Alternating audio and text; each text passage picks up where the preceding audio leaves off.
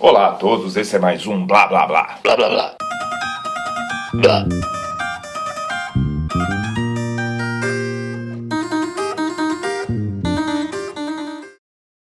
O tema de hoje é reflexões sobre a violência, ou reflexões sobre violência. Não é a violência porra nenhuma, é violência. Há bastante tempo já que eu reflito a respeito de violência, né?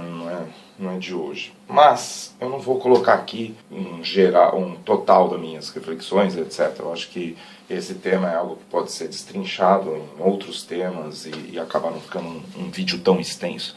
Eu só queria colocar, na verdade, algumas questões, tentar trazer alguns pontos para reflexão e etc. Primeiro de tudo, eu acho que é extremamente importante, quando vai falar sobre algo, definir bem esse algo. Né? O que é violência? Eu vou pegar os significados, alguns significados que eu encontrei na internet, no dicionário e etc., para ter como base e definir qual usar. Vamos lá. Dicionário Aurélio. Qualidade ou caráter de violento, ação violenta, cometer violências, ato ou efeito de violentar. E por enquanto ainda não nos ajuda em nada. Opressão, aí sim. Tirania, regime de violência, aí já ajuda um pouco. Mas eu acho que o principal é esse. No direito, é constrangimento físico ou moral exercido sobre alguém. Isso segundo o dicionário Aurélio. Mas eu acho que esse é um ponto importante. Constrangimento físico ou moral exercido por alguém. No blog chamado Violência Não, que ele está definindo o significado de violência, que eu acho que é interessante também saber. Eu não vou falar inteiro, o link vai estar aqui, eu vou falar só um trechinho. Violência é um comportamento que causa dano a outra pessoa, ser vivo ou objeto, invade a autonomia, integridade física ou psicológica e mesmo a vida de outro. É o uso excessivo de força, além do necessário ou esperado. O termo deriva do latim violentia, que por sua vez, o amplo, é qualquer comportamento ou conjunto de derivas de vis, força, vigor, aplicação de força, vigor contra qualquer coisa ou ente. Tá. Eu queria antes deixar só um aviso. Eu estou saindo de uma gripe, então minha voz ainda está zoada. Às vezes pode acabar dando uma falhada ou saindo alguma tosse onde não deveria. De qualquer forma, pegando um pouco do violência não, que acabou de colocar. A violência, a palavra violência deriva da questão da força e do vigor, do uso de força e vigor para oprimir, causar dano e etc. Atualmente nós sabemos que a questão da violência não é só uma questão física, tanto que existem leis que nos amparam contra violências sociais, violências morais, violências de cunho psicológico, emocional e etc. Eu acho que existem cada vez mais formas, né, de violência que estão sendo adaptadas para para outros contextos. Eu acho que nós podemos prestar atenção nos nossos relacionamentos, quando não somos violentos com os outros a partir de intimidação moral ou humilhações ou excessos de palavras. Às vezes você pode falar até bonitinho, assim, sem gritar, sem aumentar a voz, porque tem muito dessa, né? Às vezes você aumenta a voz por estar talvez empolgado, as pessoas interpretam como você está com raiva, etc. Isso daí acontece mesmo. Tá? Quem diria o Paul Ekman, lá, que ele fala que ele é bastante exaltado nas conversas e muitas vezes ele é interpretado como se estivesse com raiva, mas na verdade não, ele está se exaltando, segundo ele, óbvio. Mas, ainda assim, é algo a se pensar. E existe também violências que não são tão óbvias, né? Violência psicológica e emocional principalmente. Tem certas formas de intimidação que não necessita você aumentar a voz, sabe? Ou a pessoa aumentar a voz, ou nós aumentarmos a voz. Acho que eu prefiro até mesmo manter o nós, porque nós não estamos fora disso. Eu acho que se engana muito quem não se considera de alguma forma violento. Mas vamos para as reflexões. Tá? Eu vou manter principalmente o significado do constrangimento físico moral exercido sobre alguém, levando em consideração todas essas questões, né, sobre violência da questão da violência psicológica, violência física, violência emocional, violência social. Acho que tudo isso tem que estar em mente sempre quando se pensa em violência. Porque se pensar em violência só o não bater, o não dar uns papos, ou não, né, agredir fisicamente alguém, apenas o agredir fisicamente alguém como violência, desculpa, corrigindo, aí eu acho que se limita muito a reflexão e acaba não resolvendo muito dos problemas. Muitas causas podem ser apontadas para a violência, vão ter aqueles que vão focar em fatores externos, vão ter aqueles que vão focar em fatores internos e etc. Mas eu acho que é bom tentar observar um pouco de tudo.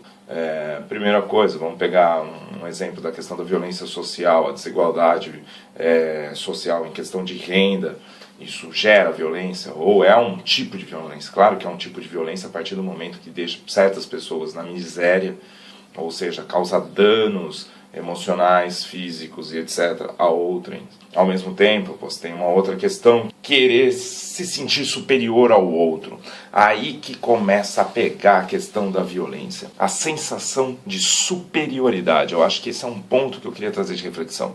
Tanto a violência física, psicológica, emocional, ela gera no agressor ou na agressora uma sensação de poder, uma sensação de superioridade à sua vítima, ou à sua vítima, independente do gênero, independente do que for.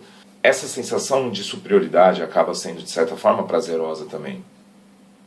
E eu acho que esse é um ponto bem delicado. Por quê? Porque normalmente, posso estar errado, e se eu estiver, e quem conhecer mais sobre o assunto, por favor, comente. Mas nosso cérebro, ele tem tem mecanismos, né, de nos acostumar com coisas que nós associamos a situações prazerosas. Nós buscamos situações prazerosas, situações confortáveis, ou que nos deem certa sensação de segurança. Nós procuramos essas situações, né? E quando sentimos a raiva, quando sentimos raiva ou algum outro tipo de emoção que nos gere algum desejo por violentar outra pessoa, violentar no sentido, em todos aqueles sentidos que eu já falei, em qualquer um deles, quando sentimos essa sensação, essa vontade, esse desejo sendo gerado por alguma emoção e acabamos por pôr para fora e somos bem-sucedidos dentro do nosso ato de violência, o que acontece? Geramos um prazer, uma satisfação, né? E essa satisfação acaba nos familiarizando bastante a ter aquele tipo de atitude, diminuindo assim, muitas vezes, a nossa tolerância ou o nosso limite emocional para com aquela determinada emoção. Daí começa a ser cada vez mais automático. Sente, faz estou aliviado, tá? Aquele teste, né, da almofada, do solzinho. Não me lembro se era do solzinho, que o Daniel Goleman fala no Consciência Emocional, e que eu já citei num dos vídeos do Unsei, se eu não me engano, naquela série sobre zumbis. Mas não custa falar um pouco aqui. O trecho do Consciência Emocional que está esse livro é o erro da cartaz, algo assim. Depois eu ponho o link aqui e escrevo direitinho. Mas o que seria esse erro da cartaz? Essa ideia de que eu vou liberar minhas emoções para me sentir... É horrível isso, né? Mas para me sentir melhor. Para me sentir melhor. Para mim, Tarzan. Para me sentir melhor. Isso, na verdade, não ajuda a lidar com a raiva. Isso, na verdade, diminui o nosso limite emocional para com a raiva, para nós estourarmos. O lidar com emoções, o administrar emoções, como já disse o meu amigo William Gustavo, nos comentários que ele fez no vídeo anterior, o administrar as emoções requer sim observação, requer uma compreensão do que se está sentindo, né? Requer definições um tanto mais claras a respeito das nossas emoções. Porque o que seriam um tanto mais claras? Que muitas vezes nós tentamos tacar tudo no mesmo pacote. Amor é um monte de coisa, sabe? Amor é isso, amor é aquilo. Não Não, são sensações diferentes, são emoções diferentes. Que tal nós tentarmos definir, ó, isso é um tipo, amor, já que você quer chamar tudo de amor, ou nós queremos chamar tudo de amor, então fica amor, paixão, amor, bondade, amor romântico, do romantismo mesmo, não desse romantismo novo, mas aquele coisa meio byroniana, bizarra e tudo mais. Apesar de que o de hoje também é meio bizarro demais. Mas ok, não vou entrar nesses detalhes. Essas definições, eu acho que, até levando em consideração algo que o próprio Paul Ekman já disse num dos livros dele, essas definições, essas palavras que definem determinadas emoções nos ajuda a visualizar cada emoção de uma forma um tanto diferente, o que nos permite também perceber como lidar com elas também de maneira diferente. Eu não vou lidar com a minha raiva da mesma forma que eu lido com o meu ciúme. Não faz sentido, eles são emoções diferentes, estão lidando com tipos de processos mentais diferentes. Vão surgir pensamentos diferentes, né? Eu não consigo sobrepor ou tentar compreender ou desfazer o raciocínio ciumento através de um raciocínio que desfaz o raciocínio da raiva, ou o raciocínio do orgulho, não é? O orgulho, de uma visão exacerbada sobre mim mesmo. E assim vai.